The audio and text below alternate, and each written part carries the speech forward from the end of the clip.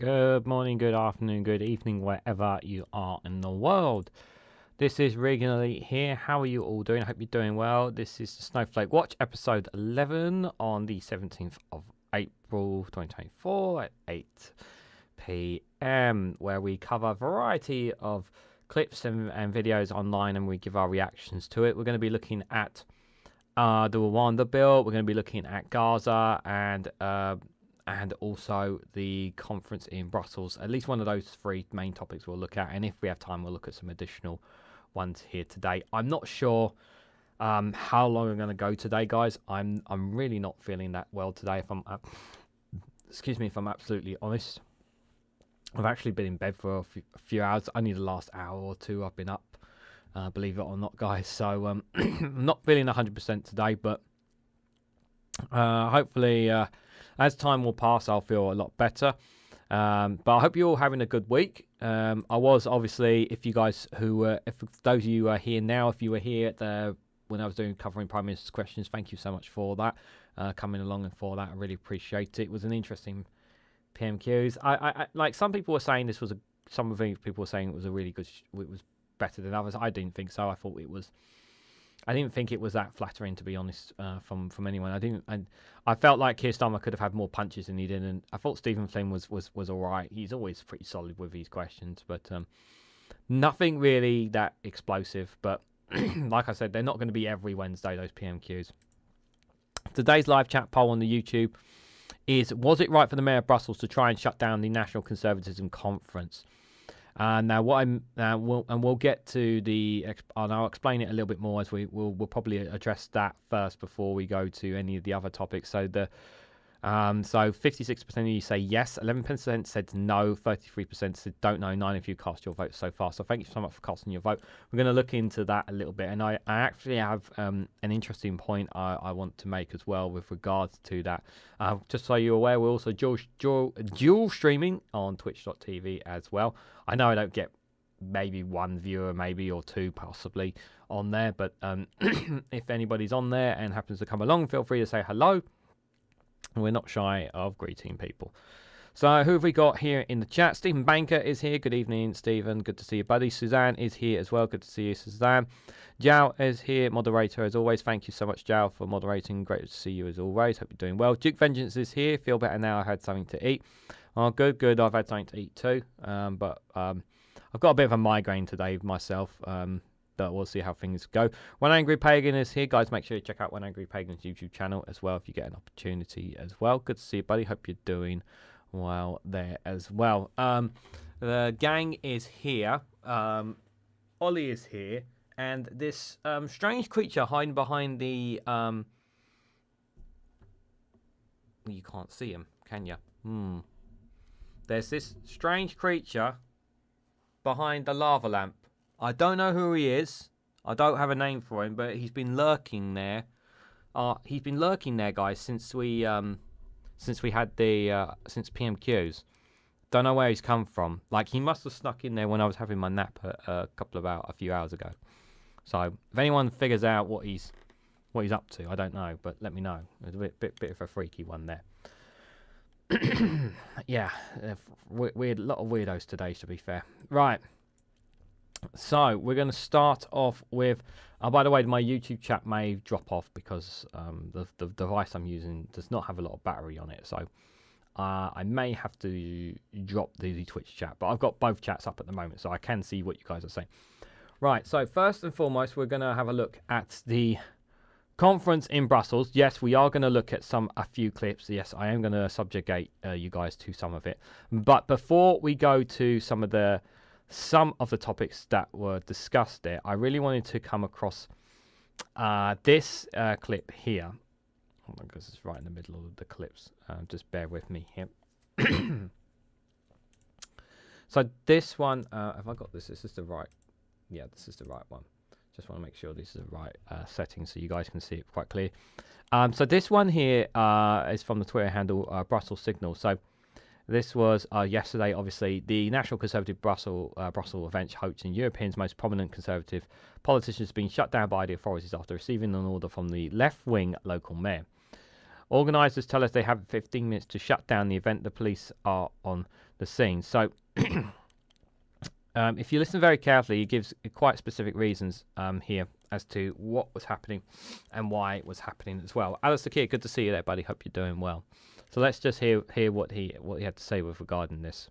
For the order, only one can understand. One reason that's been given for the order, only one, is that there will be a counter-protest this afternoon, advertised on social media by Antifa for some time around about 5 o'clock. And the idea is that the police are not able to protect free speech in this event, which seems very difficult to understand. So what is the effect of this order? We will find out. The lawyers are working on it. We have to understand it properly. We also will challenge it in the courts. We will also be speaking to very senior politicians within Belgium to stand up for democracy, to stand up for free speech, and to allow these events to take place, as is indeed the legal responsibility of the mayor, is to allow these events to take place.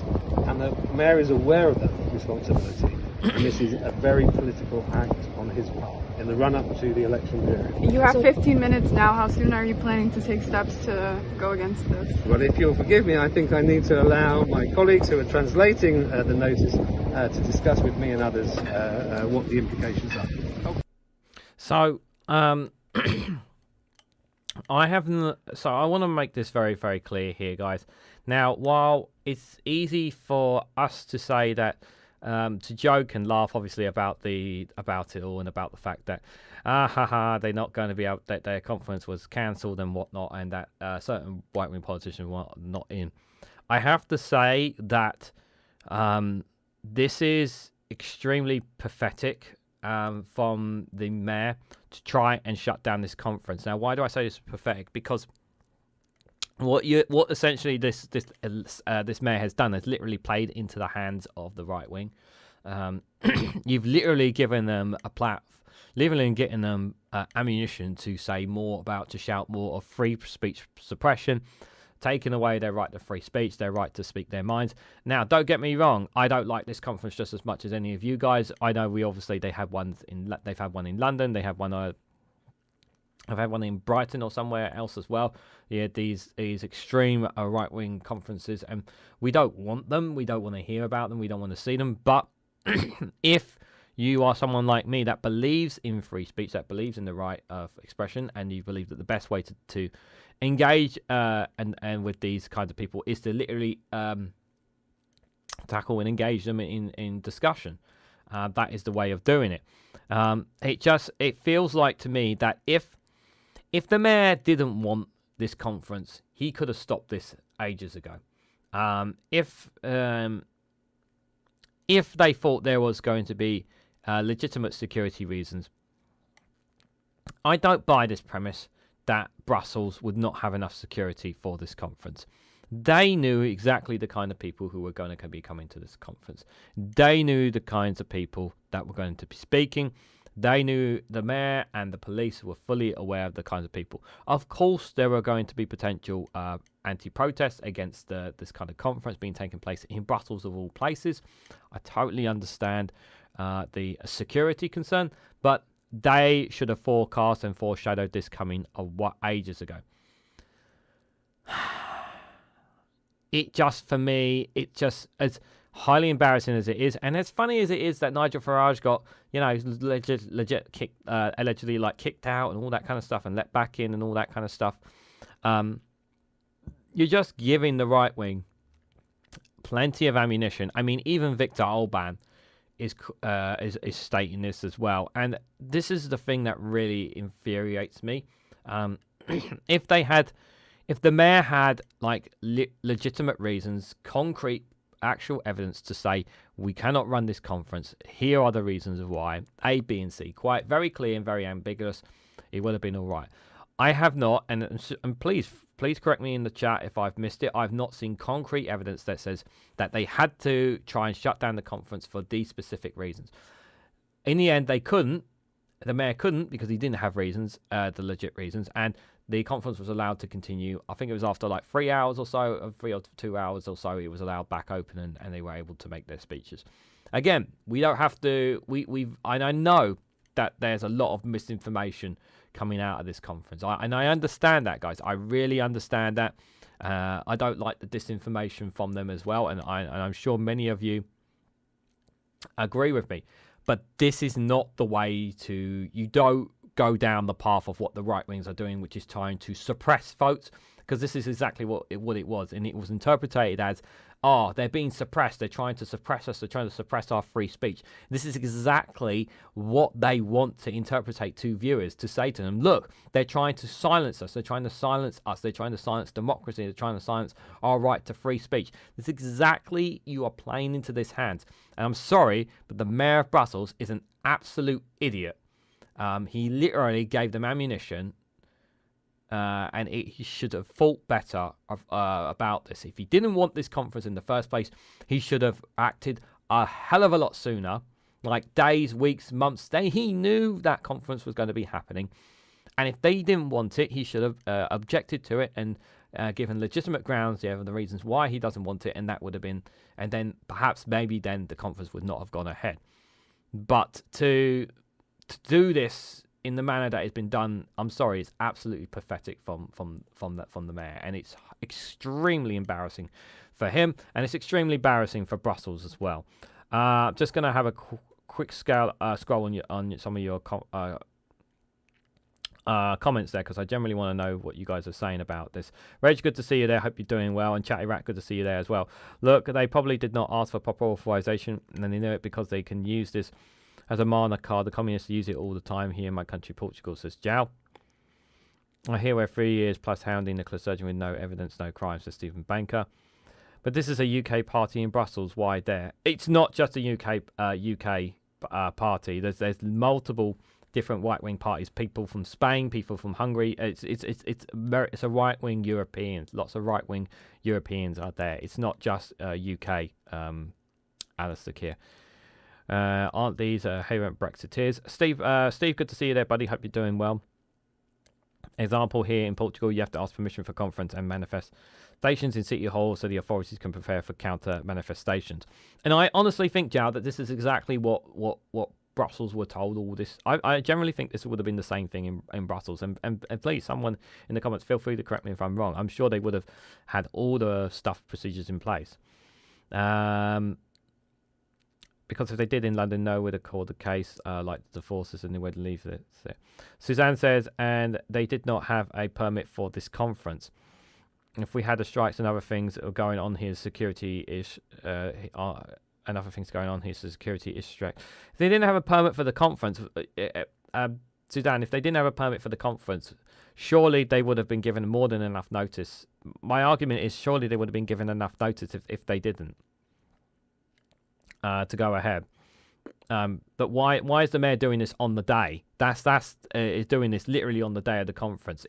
If what you guys are saying is true, is that they didn't have this ready or they didn't have all these kind of things right, why was this allowed to go ahead? Why was this not given more notice and more time? Why is this all trying to be closed down on the day? This is my counter argument, because what you're doing is playing into their hands. Yeah, doing this on their day.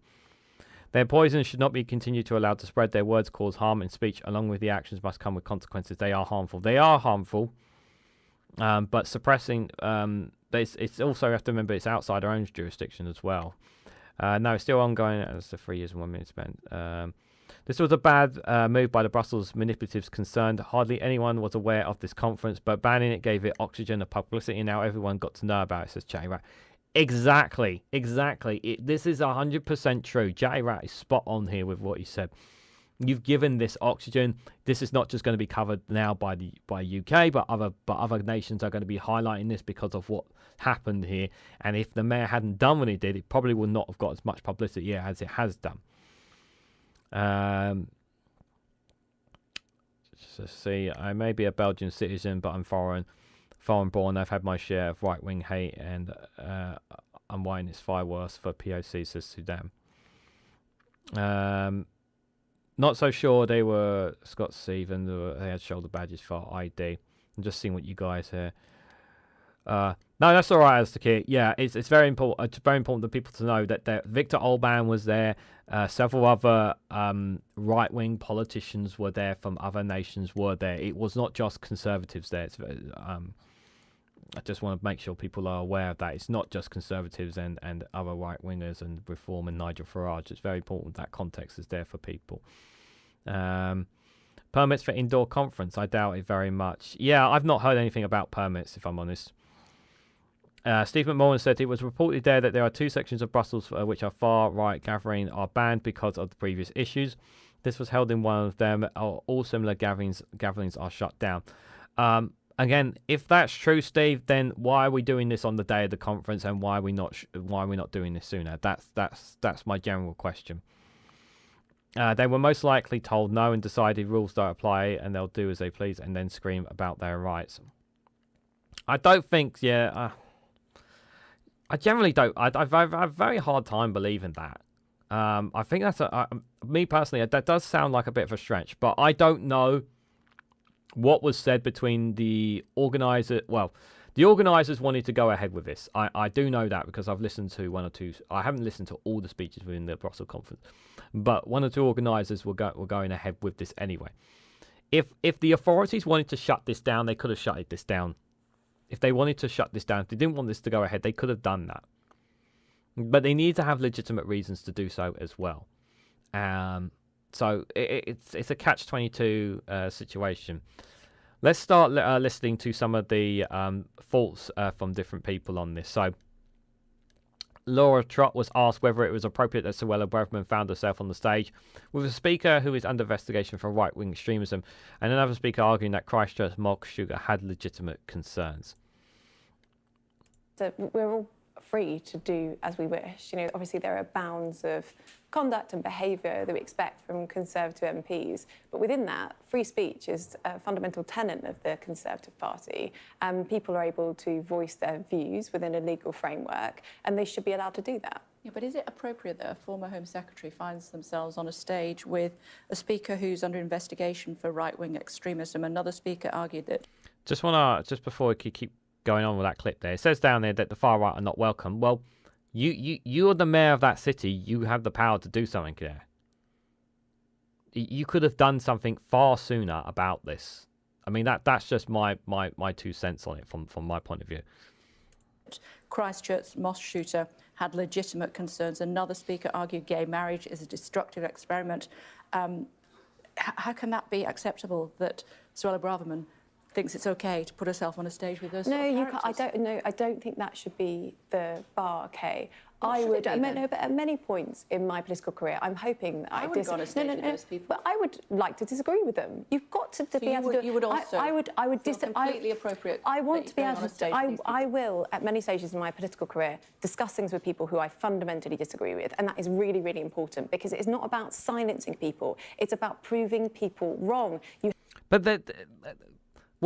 Laura, the problem is that Suella Braverman was not arguing with those people. She was speaking with them at the place. It wasn't a case of her engaging in debates with these people. She was basically singing the same hymn sheets as these people, even if it's not directly what she's quoting what they're saying. She's literally on the same stage with them, talking with them. She's not outright downplaying or talking with them. Laura trying to say this is about Laura trying to play down that Suella Braverman is on a different. Suella Braverman would debate these people. That's not what she's painting a different picture to what the reasons for Suella Braverman being there in the first place. You have to be able to win arguments, not just say you're not allowed to say that. I just don't. If that's the case, then why are we not having more right-wing, left-wing debates and more fair balances here in the media? Why are we not having people at that conference? Why are we not having any left-wingers or centre-left people at that conference so that they can engage in debate? Why are we not having that, Laura? You know, you're up for free speech, you're up for democracy, but where are those people who want to engage and have those conversations? Where is that? Agree with that Somebody who at all. says that the Christchurch mosque gunman had legitimate concerns. That's revolting and awful and wrong. But you would still happily sit on a stage with them. Because you need to. The problem that we've had, I think, so much is that, and we saw it actually with some of the things that came out with the CAS review, is you need to be able to talk about things and to Not sure you prove lump those things. two together. No. But sorry, we're talking about the general principles of free speech here and whether you share platforms with people or not. And I just really disagree with the no platforming of individuals who are expressing legal views. But the views that some of those people are expressing are extremely dangerous. People whose speeches and words actually generally cause harm to the public. This is something that is extremely dangerous. Just want to see something there. Just popped in. It's Wednesday night. Nightclubs, have a good stream. Loved you all. Chat. See you all again on the next one. No worries, Mad Monk. Thanks for popping in. Have a good night, whatever you're doing, buddy.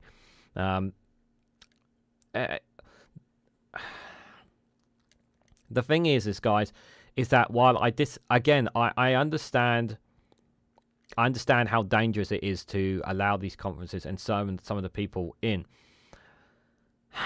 But there is this line of free speech. But where is that free speech line?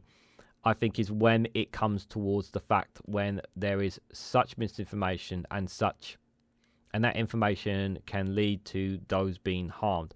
And yes, of course, I would be very happy if the conference was shut down. But it's just, for me, like, I feel like the timing of shutting this down and everything just doesn't sit right with the mayor and the way he handled it. It could have been dealt with a lot better, in my opinion. I'm not sure what Laura Trott's trying to do here, what she's trying to paint this picture of challenging these speeches and that, because that's not what was happening at this conference. What about those that are not necessarily expressing legal views? One of them under investigation for right-wing extremism. No, that's obviously completely unacceptable. But we're talking about within the realms of people who are expressing by the German police. Within the realms of people. So my position, you asked me my position. People that are expressing legal views, you should be able to debate them. Obviously, where people are expressing illegal views or incitement to violence, hatred, all of the rest of these things, that's obviously completely unacceptable and a different thing. But you guys are crossing that line, in my opinion, as Conservatives and as Reform. They do tend to cross that line on right-wing views, and then there's these extreme right-wing views which are extremely dangerous, misogynist misinformation that can potentially harm people and influence them to potentially influence other people to potentially do harm to others and cause damage to people.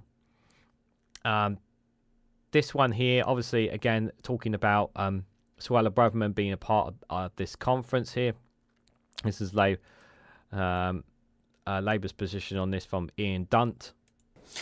Amongst them, one speaker under investigation in Germany for right-wing extremism. Another speaker argued that the Christchurch mosque shooter had legitimate concerns. Another speaker argued gay marriage is a destructive experiment. I think there's something quite interesting in what we're saying here.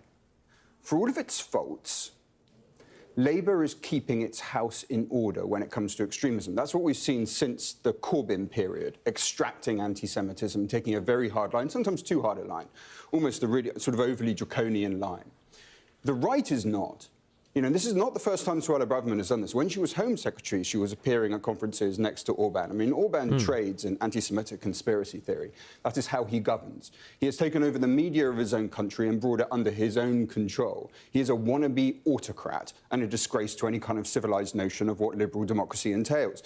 She stands next to him, she suffers no penalty. She stands next to these kinds of people now, she suffers no penalty. And that is because the right, the conservative right, is not keeping its house in order. This is a very good example of that. Great, well point there by Ian Dunn, that is for sure.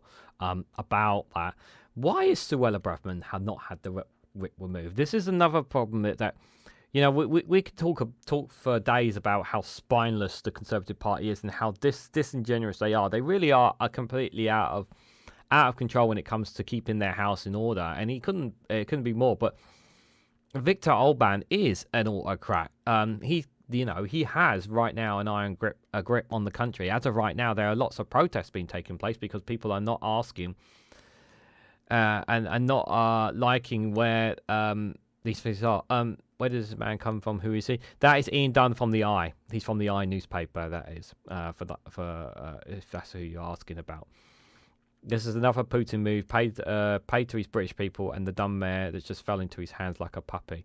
That's how I see it as well. There is no such thing as unlimited free speech. All speech has consequences, says Steve McMahon. Spreading hate and possibility incites violence and it's not covered by free speech. I don't call it unlimited free speech. The term I like to use, that I use, is absolute free. There is free speech and then absolute free speech is the term I use. And I say absolute free speech is where you can speak completely of your mind and not and there is no consequences to it whatsoever. And then there is the free speech, which is what we tend to think that is okay, but there are limits to that free speech. I call it absolute free speech in my terms, but unlimited free speech is another way of putting it. But yeah, these right-wing extremists want that kind of absolute free speech where they can literally say and speak whatever they mind without any consequences whatsoever. You know, there's a saying that our words have power. Our words can be more dangerous and more negative and more bad for our planet than any violence can enact, because those words can literally destroy the world. Literally, it's a crazy term to put it along, but yes, our words are dangerous, but they also can be a blessing. They can also be a curse, and it's how we use them really, really matters. You see, I understand why I keep saying about this conference, guys. It is wrong. It's dangerous that the kind of language bit's being put out of it, but it would not have got the coverage if the mayor had not acted in the way that he did. Jonathan Ashworth of Labour here is asked about this as well, about Suella Braverman being at the conference. Though, is that Suella Braverman was one of the keynote speakers.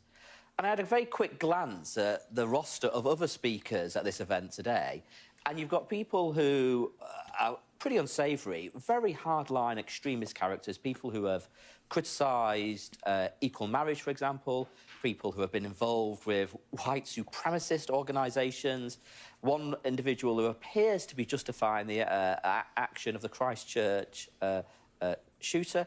Why is Suella Braverman palling around with these very hardline extremist people? And why isn't Rishi Sunak stepping in to do something about it? He's so weak, he should have blocked her from going, or he should perhaps even think about taking the whip off her. You know, it feels like Labour is keen to criticise some of the speakers at the event. You know, what you've just done there, Wes Streety again saying it was an event in the Commons full of far-right fanatics.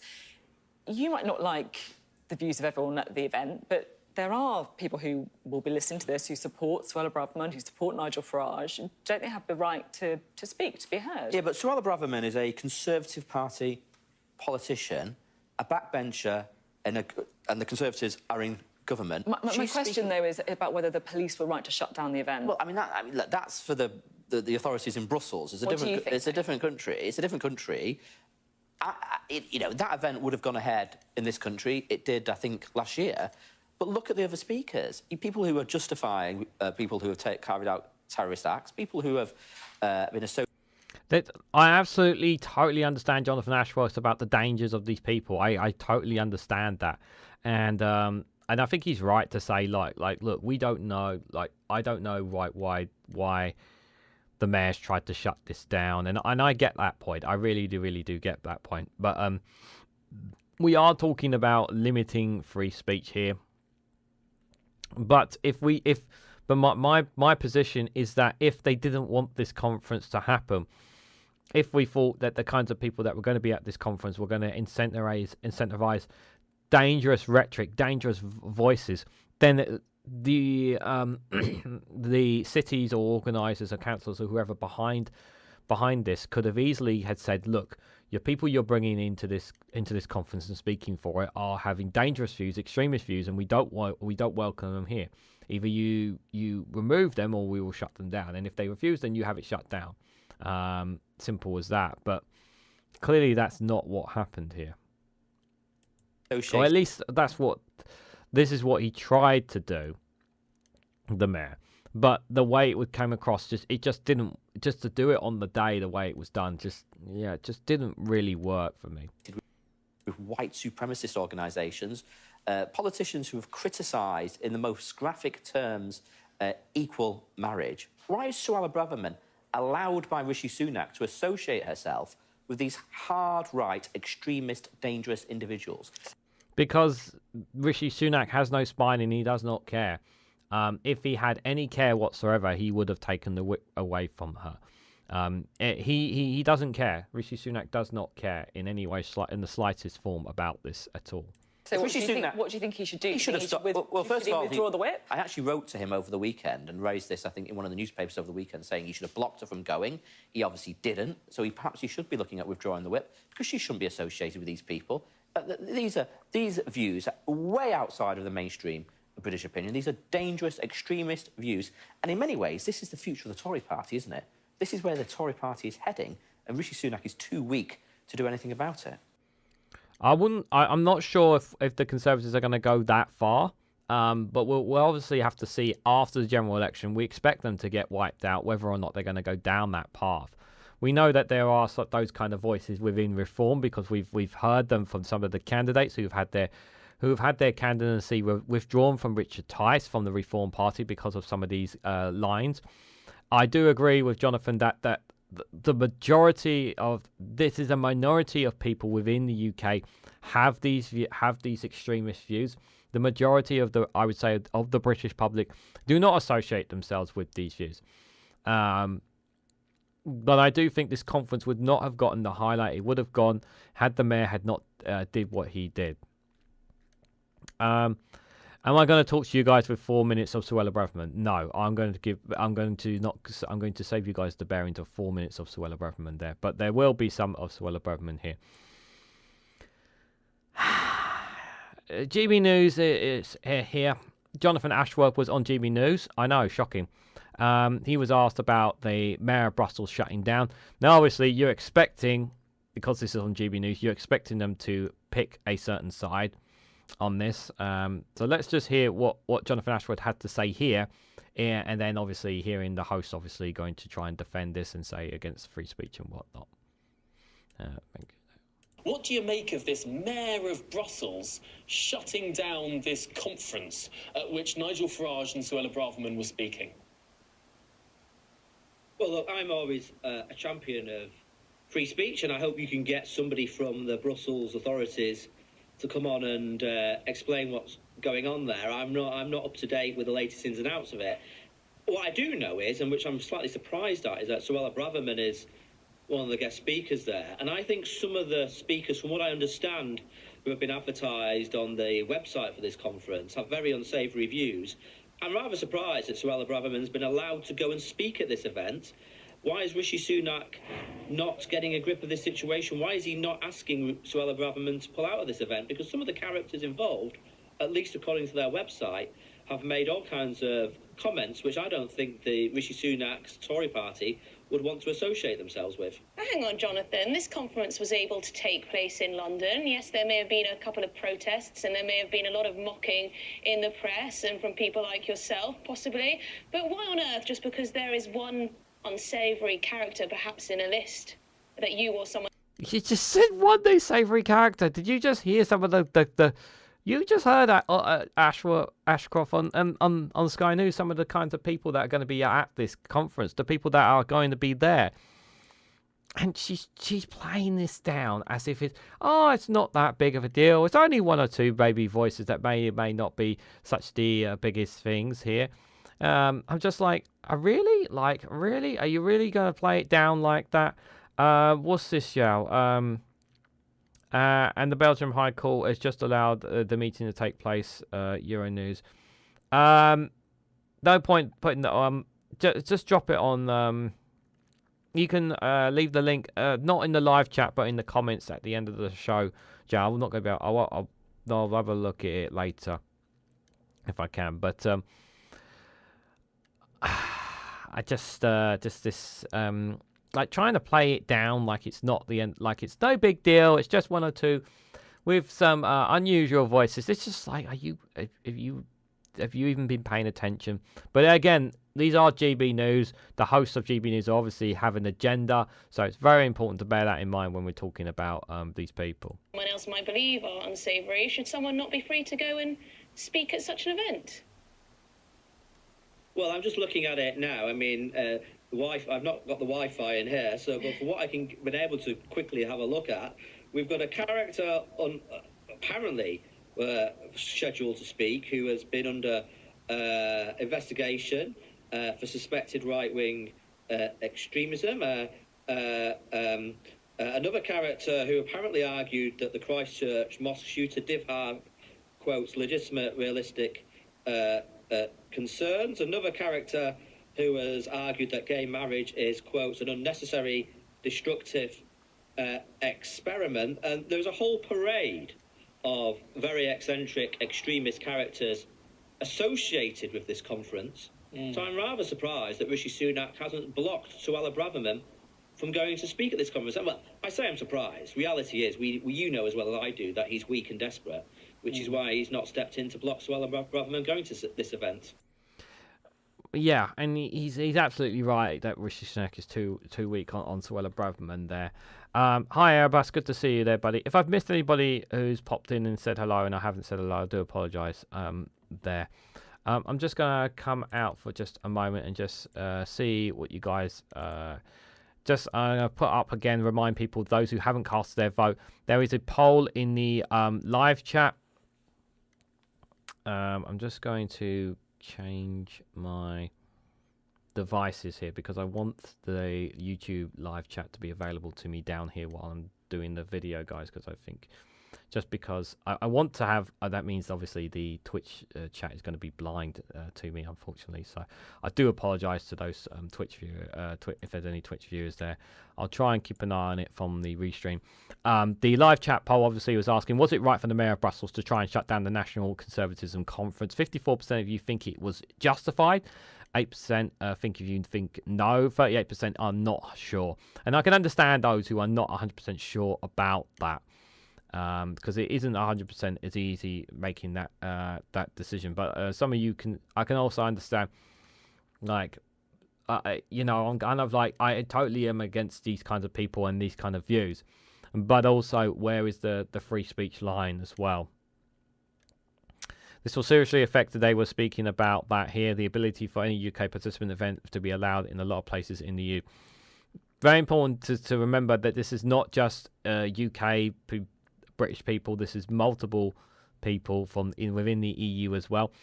European politicians that have influence within the EU as well. It's very important to make that point as well. Sunak will be off to the US after the general election. Yeah, we expect him to. He will not want to endanger his green card, says Jal. Rishi Suella, Coffee Patel, there's a party of racists, says Stephen Banker. Who would listen to Kuala Kauliman? You'd be surprised, Duke. Any lie sounds true when written or in this case media written. Yeah. A word scarred deeply, said Stephen Banker. Yeah. Billy Kershaw, good to see you, buddy. Hope you're doing well. Yeah. Oh yeah, I'm pretty sure it probably would have been Alistair Keir or Solari the Cat or even Phil McCracken. One of those lovely gentlemen may have been gifted that membership to you. Good to see you, Billy. Hope you're doing well. Russia still not making gains it thought it would in Ukraine. Yeah, it has made some. I mean, I'm sure you were there when we were covering the World News Round. They have made some little gains. It's very. It is just slow. So they have made some gains there, and to be fair, we're going to hear from Cruella Braverman, guys. If you haven't already, please hit the like button and share it across social media because it really does help, and subscribe because it really does help support the channel as well, guys. So we'll hear a little bit more from the Brussels conference. So this from Cruella Braverman here. She was liking that she got to. Thankfully, they got to make a speech. Many of us are democratically elected politicians. Many of us are leaders on our fields, academics. I know, but she just wanted to make her point there, whether we agree or fundamentally disagree with it. Thankfully, you and I got to make our speeches in favour of controlling our borders and protecting our communities amongst like-minded Democrats. Controlling our borders. How's that going, by the way? How did it go when you were Home Secretary, Suella? How's it going right now? Do you think that Britain has control of its borders? Have we been able to stop the boats? How's that really going, guys? Answers on a postcard, please. Democrats. Many of us there are democratically elected politicians. Many of us are leaders in our field, academics, thinkers, writers. And it's frankly staggering. The mayor of Brussels has deployed his thought police to cancel what is a peaceful event. I wouldn't go as far as to call this a peaceful event, considering the kind of people and some of the wordings and the history behind a couple of these people. I would not call it peaceful. It's not the word I would use to describe this event. Focused on how we can better represent the millions of people around the European continent. I don't think that's the right words that I would use, but you know, each to their own there. Not going to subjugate you to that. We've spoken about that already. This one here, Suella Braverman speaking to Sky News. And the Federal Deputy of Brussels, Emma Carr, shuts down the far-right conference, and Suella Braverman and Nigel Farage are upset because Brussels have taken back control and applying their laws to prevent division. This is why we Brexited. At least this is the point that they're going to try and come across, obviously. It's a real shame that the thought police, instructed by the mayor of Brussels, saw fit to try and undermine and denigrate what is free speech and free debate. I remember the words of Mrs. Thatcher, and I'm going to misquote her, but the more ridiculous and far-fetched and extremist their attempts are to silence. You have no relation with Mrs. Thatcher, like trying to copy her speech. Did you practice it overnight, Suella, to remember the exact quotations of what Margaret Thatcher once said? Did you try? And still after all those attempts, you still can't say it properly. Don't ask me to announce what words whatever Thatcher said, because I am not going to. us, the more cheered on I am, because it just shows that they've lost the political argument. What's happened here is now on the stage of whether it's global media, we can see that legally held opinions from people who are going to win national elections is no longer acceptable here in Brussels, the home of globalism. Because if you don't agree with ever closer union, you must be a bad one. Do you think that's because of what you stand for, Mr. Farage? Oh, God. No, I'm not subjugating you to 8 minutes of Nigel Farage. I'm sure we got better of that. But, yeah, Victor Orbán obviously expressing his views about this as well. Szabadság, család, béke, ezek a legfontosabb dolgok. Jó reggelt! Don't shoot! Egy szimbolikus esemény itt, jól írja le Európa helyzetét.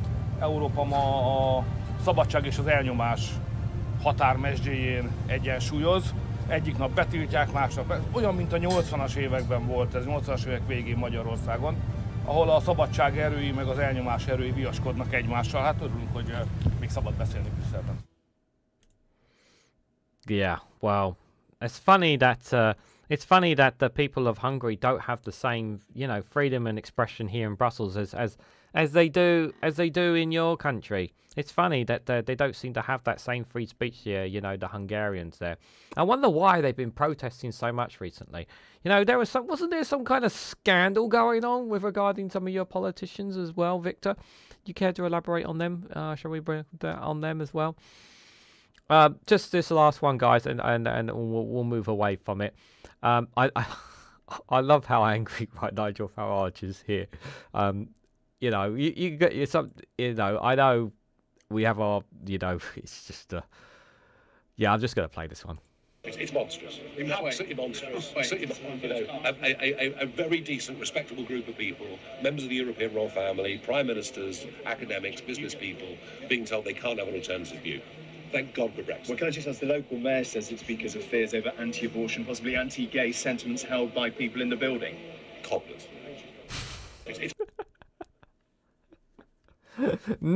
Oh, God. Oh, dear, oh, dear, oh, dear. Yeah, just. I thought, yeah, if Brexit didn't work out, that he would. I thought it was something about him leaving as well. That he would never come back as well. What happened to that, guys? Yeah, I won't subjugate you guys anymore to that. Let's move on from that conference anyway. But if you want to add more to your thoughts, leave them down in the comments below. Just F off the across the channel, please. No, we don't want him back here. But no, the Europeans don't want him either. Where are we going to put him? I'll just shift him on a plane to Rwanda. The Rwandans will have him. Let the Rwandans have him. What do you think, Ollie? What does Ollie think of Nigel Farage? I can't tell you what he said because it's very bad language. And who is that penguin hiding behind the lava lamp? Ollie, who is your friend that's been hiding there the whole time? I still don't know who this penguin is. I don't know what his ordeal is. I'll see. I shall try not to turn the mic off. Look, who is this guy? Who is he? Is this little sneaky guy? A bit of a weirdo, guys. I don't know where this penguin come from. I don't know who's associated. Do you know what? It's probably. Do you know what? There was an eagle penguin, guys. If anyone remembers, there was an eagle penguin. If anyone knows Wallace and Gromit, one of the series, one of the episodes or films, it was a very evil penguin. I think those two are related. Just saying. Rwanda. So, the Commons have rejected all 4 Lords' amendments to the Rwanda Bill. The 4th Amendment proposed who voted to work with the UK military. The 4th Amendment proposed those who work with the UK military or government overseas, such as Afghanistan interpreters, are to be exempted from removal from Rwanda. Shameful. And I have to say, it is absolutely shameful. This is really, really infuriating. This is a very simple amendment to protect these people. But no, they don't want to do that. Alistair Keir, thank you so much for the 5 gifted memberships, buddy. I really appreciate it. Considering I'm not feeling 100% right now. Can the penguin cope with the heat? That is a good question, Erebus. Can the penguin cope with the heat? We'll find out once we get near to the end of the show. It's given 5 memberships to Super Tiny 808, Ben Ridgens, VC Vassagud, and Frederick Roth the Third, and Max X there has all been gifted memberships there. Thank you guys so much for the welcome. Well, so I say thank you guys so much. Thank you, Alistair Keir, for those gifted memberships. It's very kind of you. The penguin that disguised as a chicken? Yes, Stephen Banker, that penguin. WTF, says Duke. Excuse me. Yeah, I think there's a relationship there between those 2 penguins. I think so. Anyway. Yes. Order. The ayes to the right, 302. The noes to the left, 244.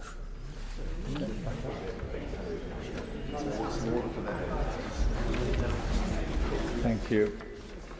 The ayes to the right, 302. The noes to the left, 244. So the ayes have it. The ayes have it. Are not. Yeah. So the 4th Amendment proposed, the amendment, which got rejected, is for those working in the UK military or government overseas, such as Afghan interpreters, will be exempt from the removal to Rwanda. They will not be exempt because those amendments got rejected by the Commons. So it goes back into the Lords. Yes, that's exactly what it says there, Duke. I'm not joking. It's absolutely outrageous. But we already know how disgusting and shameful this bill is. So we're going to hear from some of the people in the run-up before the amendment, because that was only just a few hours ago.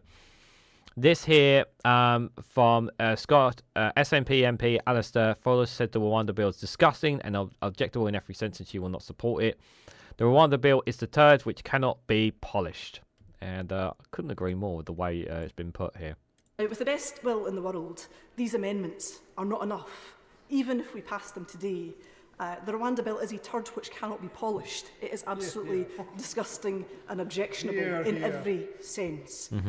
I would ask also, will the Labour Party repeal this? Because this bill will pass, but will the Labour Party make one of the first acts, should they become the government, to repeal this legislation, or will they keep it on the statute books should they become the government after the election? I would like to have that on the record.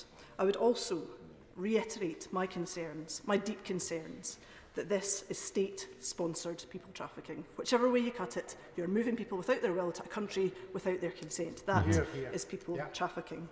And while they can't find any commercial airline to take these people, it's even more concerning that they are engaging an RAF contractor, air tanker, perhaps to render these people to Rwanda against their will. It remains the position of the Scottish National Party, Madam Deputy Speaker, that we oppose this bill in every single sense that we can, and I will vote against it.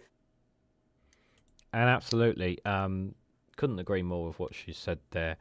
The ayes have it. I thought it was a leg man, says Steve. Very good there, very good. Yep, couldn't really agree more. Couldn't agree more with what Alison said there on the Rwanda Bill. Absolutely. This was 4 hours ago from John Craig of Sky News here on his thoughts about the Rwanda Bill. So, the breaking news is that opponents of the Rwanda Bill are going to attempt to force another round of ping-pong, a fourth vote, a fourth round of ping-pong. Now, we're on round 3 today. Earlier this week, the Lords passed 4 amendments. I'm told that Labour peers are going to be whipped to join in with crossbenchers, bishops and others to vote for 2 of these 4 amendments or similar ones and send them back to the House of Commons. The 2 are one that's been voted on already and thrown out, that the safety of Rwanda should be conditional on the implementation of the treaty and reports from a monitoring committee on the implementation of the treaty. All very wordy. That's an amendment that was put forward by Lord Hope, who is a retired judge, a distinguished legal figure, they tell me. And the second one is the Des Brown amendment, which a lot of opponents of this bill cannot understand why the government is not accepting.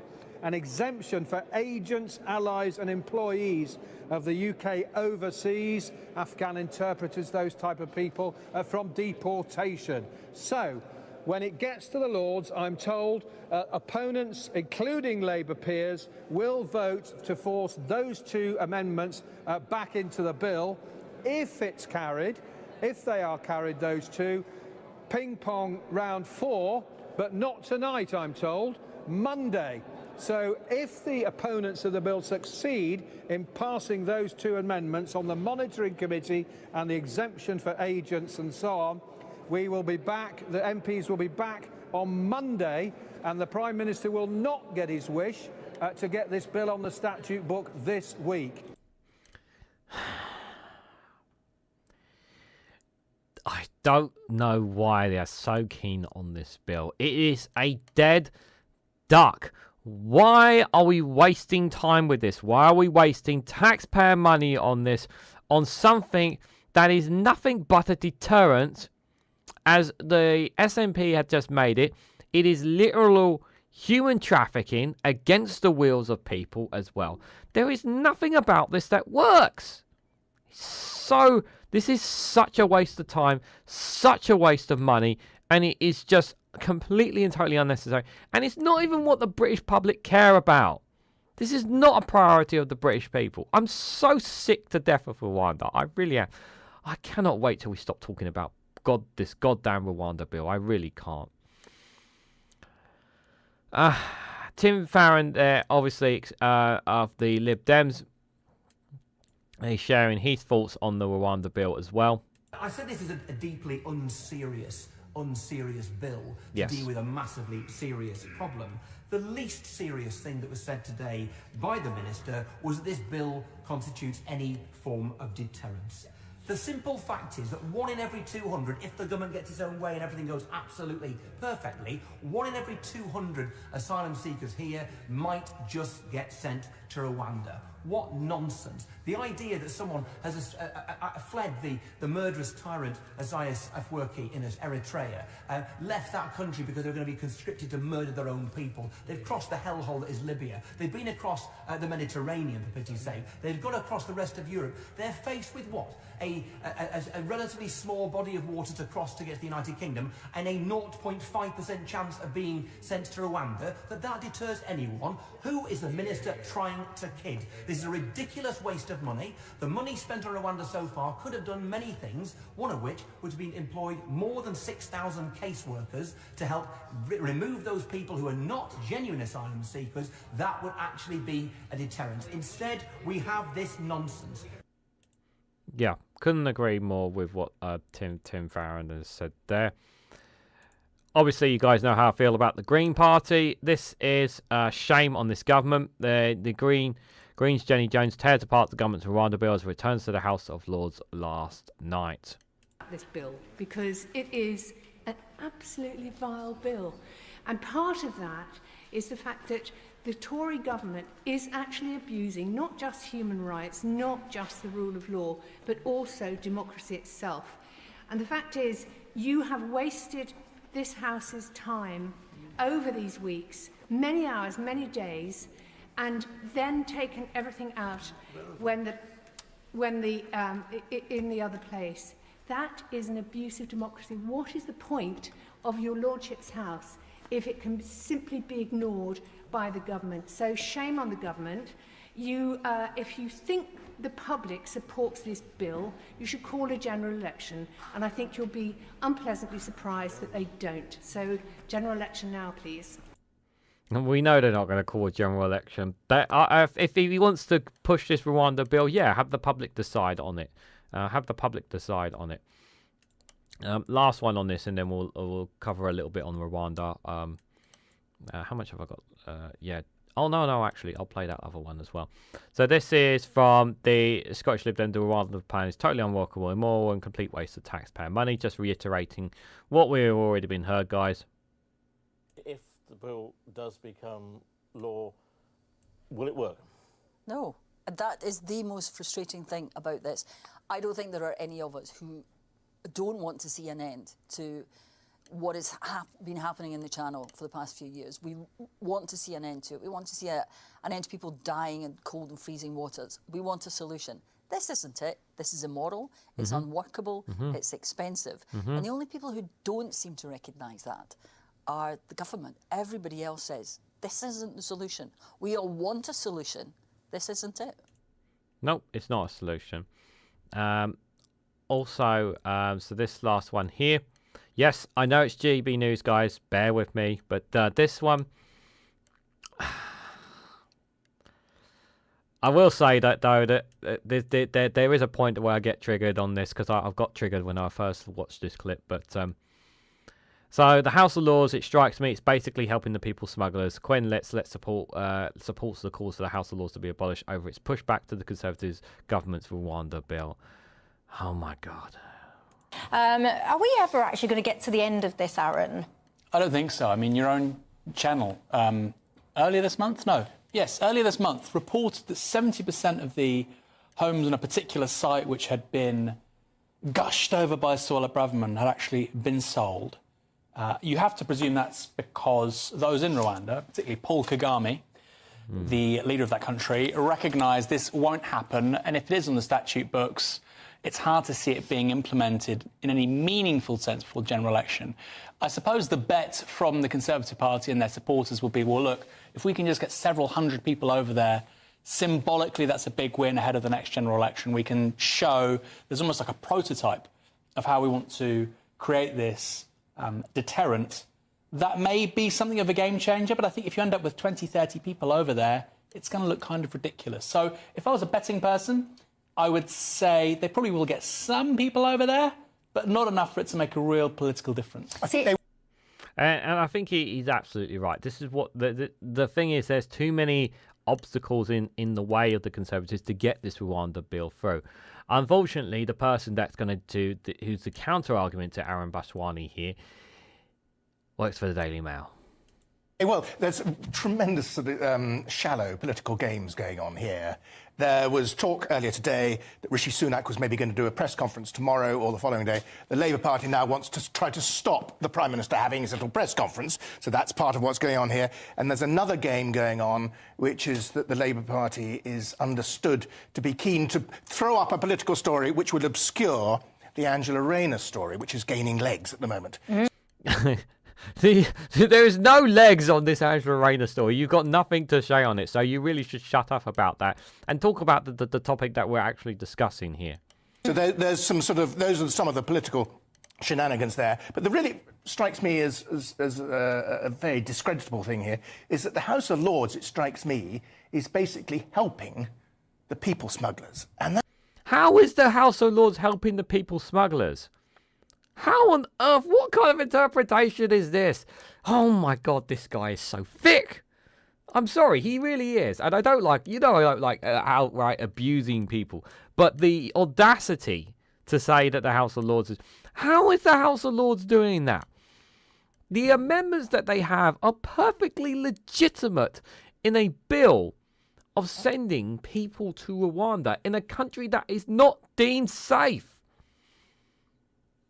That, to me, is a bad look for the House of Lords, and it makes some people, I would include myself in this, think, let's get rid of the House of Lords. And Keir Starmer was going to get rid of the House of Lords, but I think he may have changed his view now. Well, we would like to see reforms within the House of Lords, that is for sure, but not in the way that you want them to, that is for sure, guys. We don't want it not in the way for you, that is for sure.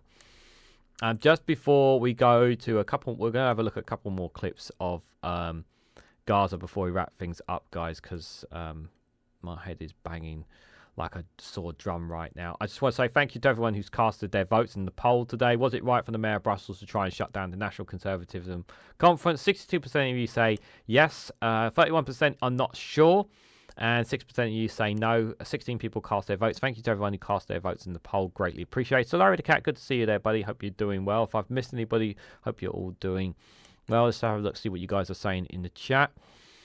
I was so bored of these people not even listening to what they're saying, says Duke Vengeance. I don't blame you. Angela has legs, but you are not getting near them boots.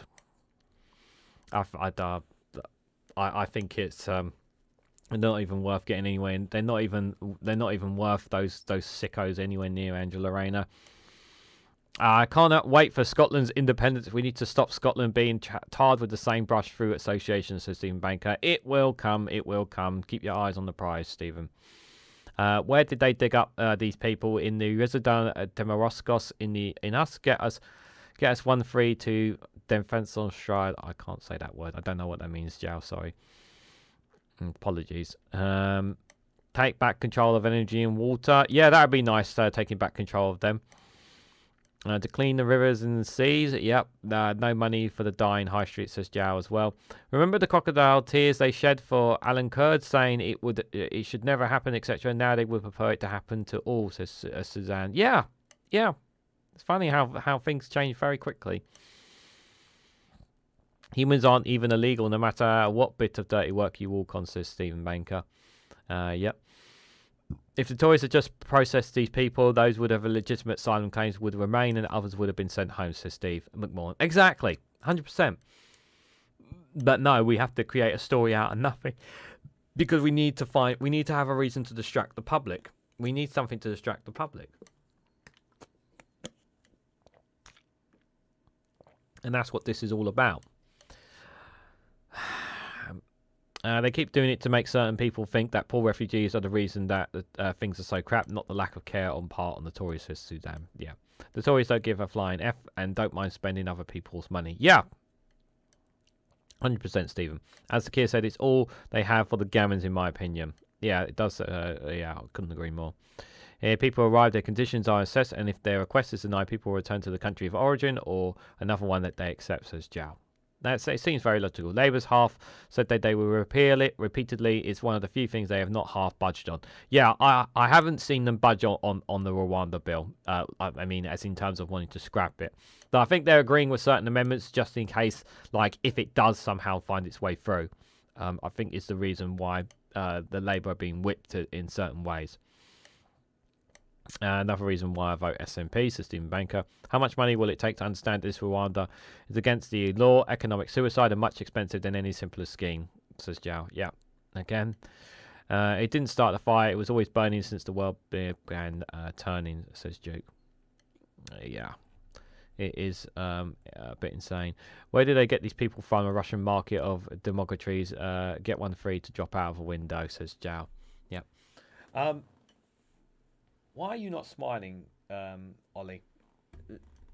Ollie is, he should be a lot happier, to be fair. He is actually a lot happier because Alistair Keir, one of our lovely moderators, was kind enough to give some memberships today. And you could be a member too, guys, for just 99p. Being a member, YouTube member, really does financially support me, Ollie, and this penguin. I don't know where this penguin come from, but you can financially support me in the work I do here, and it really does make a massive difference, guys. Being a YouTube member, you get access to special perks, custom emojis that you guys will see in the chat, being graciously shown by Jow and Stephen Banker right now in the live chat here on YouTube. So, as well as whenever you comment on any of my videos, I always respond to your comments as a member.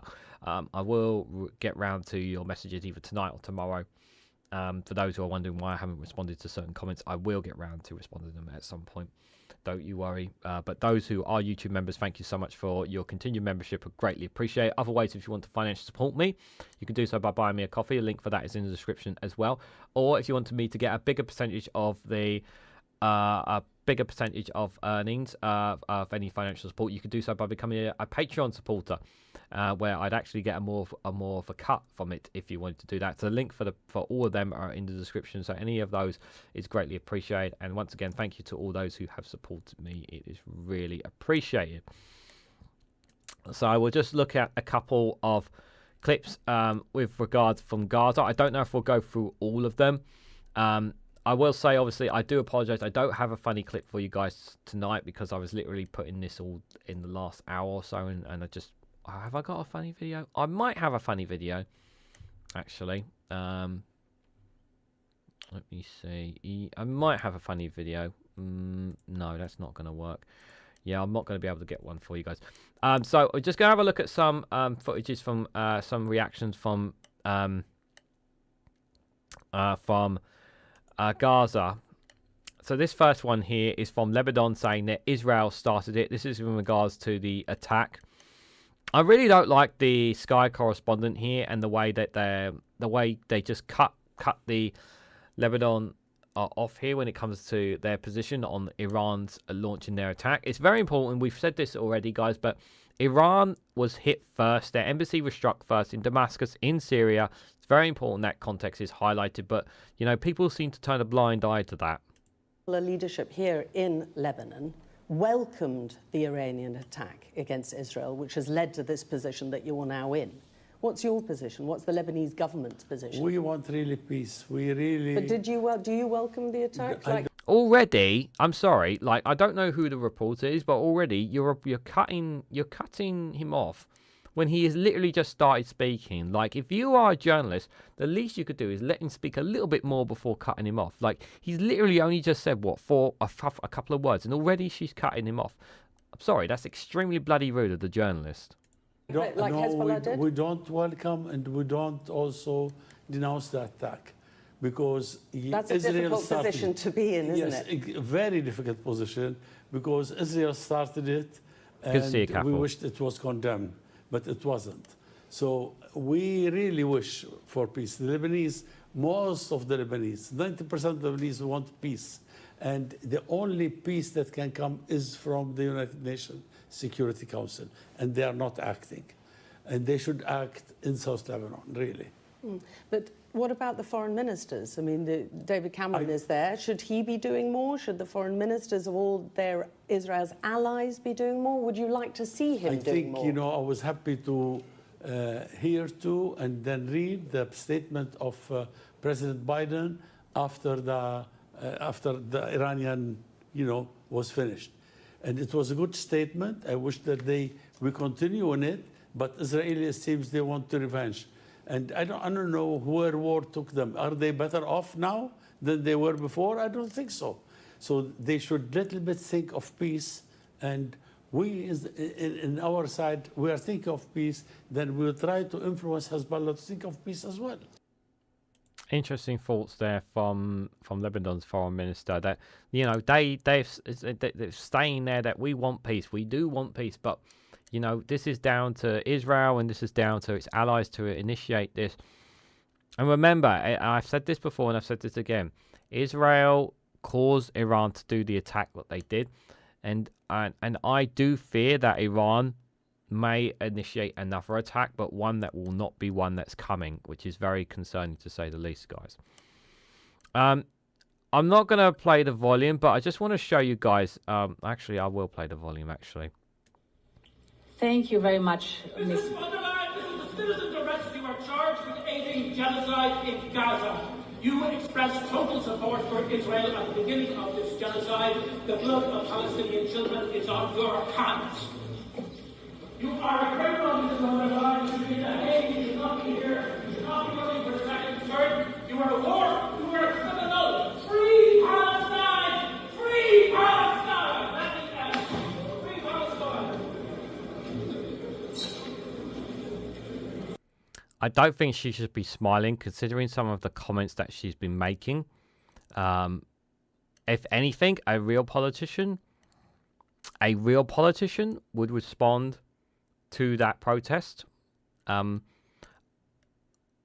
actually think I think it's that smile from her. Really, I really don't like that at all from her. I really don't like that at all. And she never acknowledged it or responded to it in any way, shape, or form, guys. This was she was carried out a citizen's arrest on the Farrukh genocide with an obscure war industry summit in Brussels over her role in the Gaza genocide. EU have been very supportive of Israel. and we all are fully aware of that. But I just think for me, her reaction and smiling about this, like, just does not sit right with me in any way, shape, or form. Like, a strong politician would respond to that in a much more way. To smile about something that is incredibly serious, that's not a very good look for her. That's really not a very good look for her at all.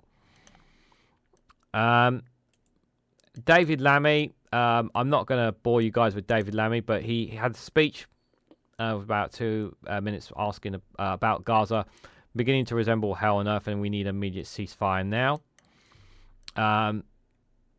And this one here, this is quite powerful. This is Israel bombed Gaza's largest fertility clinic, destroying 4,000 embryos in one shell. The very potential for Palestinian life itself is considered a threat to Zionist colonial project here. I just want you to hear the story from this woman here. It's quite powerful, guys. I've experienced dehumanization, believe it or not, the day I was born. I was born in 1991 during a curfew in Jabalia refugee camp. And at that time, Hamas barely existed. That was just our daily life. Our daily life is oppression, basically oppression. So in that curfew, Israel indoctrinates the Israeli army to kill any moving being. Even a cat could die if it breaks the curfew. So my mom's labor comes in the middle of the night, around 1 a.m. And they have to walk through the alleys of Jabalia refugee camp for around 1 kilometer to the closest clinic to give birth to me. They were facing deadly consequences for just breaking the curfew. And this is, I mean, she had no choice. She's in labor, so she had to break it. She goes assisted by my grandmother, who's a survivor of Nakba. She leans on her. My grandmother is holding one lantern in one hand and a white flag in the other. We are bringing a child in peace. And they walk through the alleys. This is my story of birth. And they walk through the alleys, and my mom's super pregnant. And they point a gun at her belly, and they say, "Oh, you're going to bring your terrorist child." So we experience dehumanization even when we are ideas. Even as an idea, a dream for our parents, we are dehumanized. And that is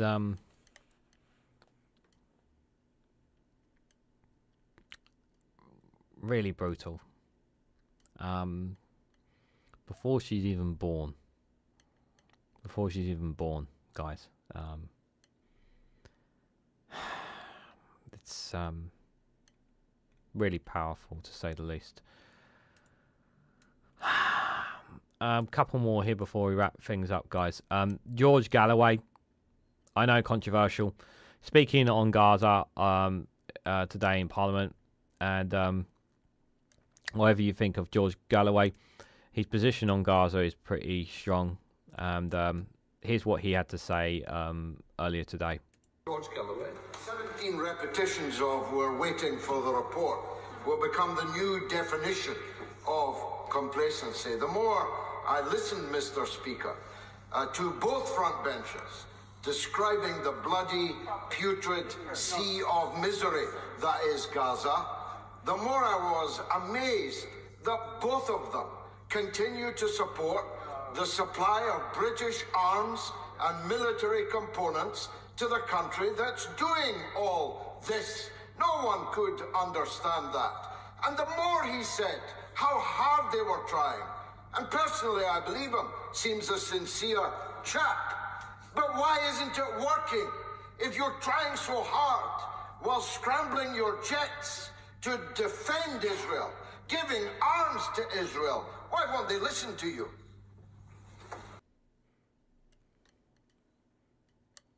Can't really argue that point, can you? You just can't argue that point. He's absolutely right. We're doing this. We're defending Israel. We're supplying weapons to Israel. And Israel, you know, and we're going to come to a clip from Netanyahu as well. They don't care.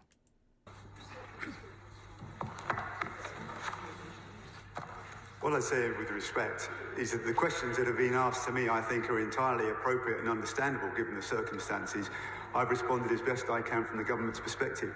I think the honourable gentleman knows from his extensive experience that the situation on the ground is hugely, hugely complex. There is nothing complex. There is nothing complex about us providing weapons or components, whether it's directly or indirectly to Israel, whether it is through the US and other countries. There is nothing complex about that. That is a decision that the British government and both main political parties are still complicit in allowing to happen. Both are. There's nothing complexity about that. We have a choice to stop that, and we are choosing not to stop that. Working night and day. Our officials in SCDO are working flat out. We're providing the support we can for Israel and to help tackle the destabilising. So providing support for Israel while at the same time not being able to get enough aid into Gaza, while more than 35,000 Palestinians have lost their lives. More than 14,000 children have already died within Gaza. So I understand the passion that he asked these questions for, but he should also understand these are incredibly complex situations. We're endeavouring to do everything we can with Israel to make our case, but they are also having to think about the implications of what's happening and act after a terrible, tragic attack by Hamas. Yeah, we condemn that attack. Yeah, we already said that enough times. Let's remind ourselves of what it's a short one here from a while back from David Lammy. Just to remind yourself that this is what David Lammy once said. It's clear to me that it's wrong to bomb a refugee camp. But clearly, if there is a military objective, it can be legally justifiable. It's for Israel to explain its actions. It's clear to me that it's wrong to bomb a refugee camp. But clearly, if there is a military objective, it can be legally justifiable. It's legally justifiable to bomb a refugee camp. There you go from David Lammy there. Just remember that. He said that. Here, I just want to share. I'm going to finish off on this one. Well, actually, I've got one more clip to show after this one, and then we'll wrap things up, guys. Here's Prime Minister Benjamin Netanyahu. How do you think he's going to respond? Coming off the phone with the British Prime Minister and others, guys. How do you think he responds? אני בא עכשיו מפגישות עם שרי החוץ של בריטניה וגרמניה. אמש שוחחתי עם ראש ממשלת בריטניה רישי סונאק. בקרוב אני גם משוחח עם מנהיגים נוספים. Sorry, I'm going to play that again because I didn't realize the clip. Apologies. See it. There you go. אני בא עכשיו מפגישות עם שרי החוץ של בריטניה וגרמניה. אמש שוחחתי עם ראש ממשלת בריטניה רישי סונאק. בקרוב אני גם משוחח עם מנהיגים נוספים. אני מודה לידידינו על תמיכתם בהגנת ישראל, ואני אומר את זה גם תמיכה במילים וגם תמיכה במעשים. יש להם גם כל מיני הצעות ועצות, אני מעריך את זה, אבל אני רוצה להבהיר שאת ההחלטות שלנו אנחנו נקבל בעצמנו. ומדינת ישראל תעשה כל מה שצריך כדי להגן על עצמה. הממשלה תאשר היום את תוכנית תקומה לשיקום יישובי עוטף עזה. אנחנו נשקיע סכום של גדול מאוד, של 19 מיליארד שקלים, כדי להזניק את יישובי עוטף עזה לדורות. אנחנו נשקיע בדיור, בתשתיות, בחינוך, בתעסוקה, ברפואה ועוד. מחבלי החמאס ביקשו לעקור אותנו, אנחנו נעקור אותם ונעמיק שורש. נבנה את ארץ ישראל, נשמור על המדינה שלנו. תודה רבה לכם. There you go. And by the way, he's not talking about, by the way, that's not for Palestinians within the Gaza Strip, by the way. He's not talking about Palestinians. He's talking about Israelis there. Let's be very clear, guys. Very, very clear. This last one, guys, I just wanted to show you guys. This is verified international media here, because I've seen this from several other clips. This is the latest footage from Gaza today. This is Deir al-Bawi Beach in the center of the Gaza Strip. Great weather. Everyone is enjoying life up there. So even if everything that is going on, guys, everything that's happening, at least some are getting some kind of little bit in what is a really cold.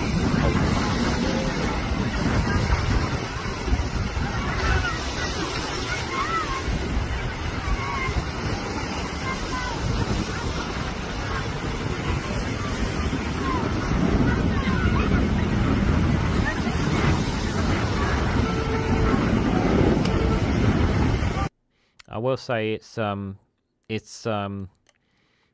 nice to see this, given everything that is happening, given what that has transpired so far, given how many lives have been lost, given how many homes have been destroyed, given how lack of aid they are getting. To see this gives me some hope, and it's good to see that you can see there some people are just simply just enjoying the beach, the time at the beach, and this is something I'm so happy to have seen, despite everything that's going on. Much needed in what is really terrible circumstances what the people of Gaza are suffering there. So a nice clip there to have seen. Isn't that right, Ollie? Yeah. Ollie's good to see that there are people there, you know, despite everything that's happening. You know what? I'm just going to spend all day at the beach and just going to have fun in the water, because what else have I got left? You're not gonna let the people not gonna let what's happening with the war and that just, you know, destroy what fun and positivity that I have left. So, Ollie, are you still going to tell me? You're not going to tell me who this damn penguin is? I don't trust this penguin, guys. Who's the penguin I'm talking about? This culprit here.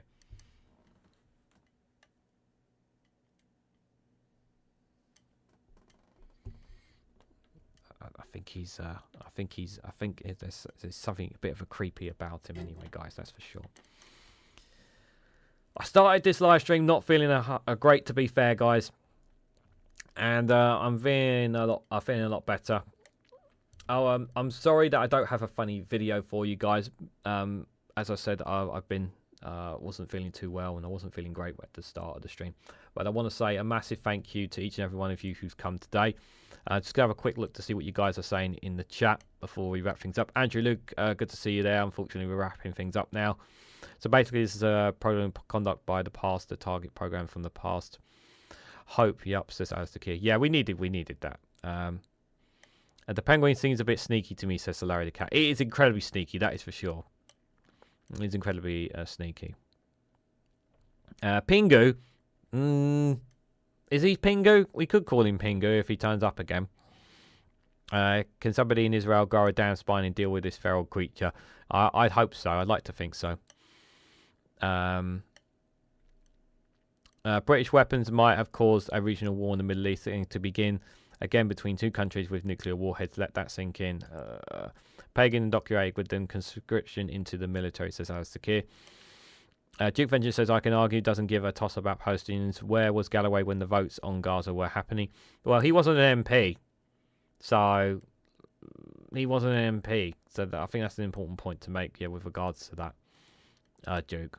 But that doesn't mean to say that he ain't exempt for other things anyway. So so where was he during the? Yeah, I just responded to that. He's grandstanding. He is grandstanding. You can't be very, while he's speaking a lot of truth about it, let's just take it with a pinch of salt as well, guys. Sorry for being a little cryptic today, Regan. It's a long day. That's fine. No worries, guys. No worries. Maybe and Wally invite the penguin over. Maybe he did.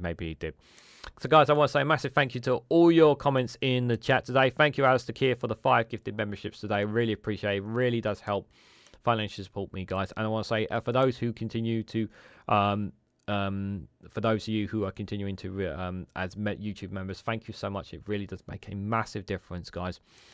It really, really does. So I greatly appreciate it. Thank you for. Got plenty of videos coming up. They're still, the videos are ready. The main videos are ready. I just haven't made the membership ready. So I will do that actually before I switch off for the night. I will get Regan's News Round. I've already kind of got the articles ready for Regan's News Round. I will record that tomorrow morning, and that will premiere tomorrow night at 8 o'clock, which I'm sure you guys are interested in, looking forward to. So that's coming as well. And then Friday, I will be back live with the Snowflakes Corner, guys. So we'll be covering world news on the live stream live from 7 p.m. So feel free to come and hang out there as well. I do have one episode of the Snowflakes Conflicts dropping on Saturday. It's a very long one, though. It's about an hour and a half. That will be dropping. I will not be doing a premiere video recording on Sunday, though, guys. I'm making the decision that I will not be doing premiere videos on the weekend. It's too much for me, guys. It's the absolute honest truth. If I make time, I will do them, but it's not something I'm going to commit to doing all the time, just like Prime Minister's Questions, But the content I'm putting out is more than enough for you guys. I know it is. So, and as you guys say, don't overwork yourself, as I say. But again, guys, have a great evening. Take care of yourselves, as always. Maybe we could look into a penguin emoji if the penguin keeps turning up. Maybe, Stephen. Maybe. But yeah, thank you all for your comments, thoughts, and all that. Thank you all for your support. But just before you guys go, just have one more thing to say to you guys. If you haven't already, please consider hitting the like button. We greatly appreciate it. Share us across social media so others are notified of this video. And subscribe, because it really does help support the channel. And if you want to go one step further and financially support me and the work that I do here, you can do so by becoming a YouTube member for as little as 99p. Or join me on Rumble or Patreon for exclusive content there as well. So thank you all so much for watching, and I hope to catch you all very, very soon.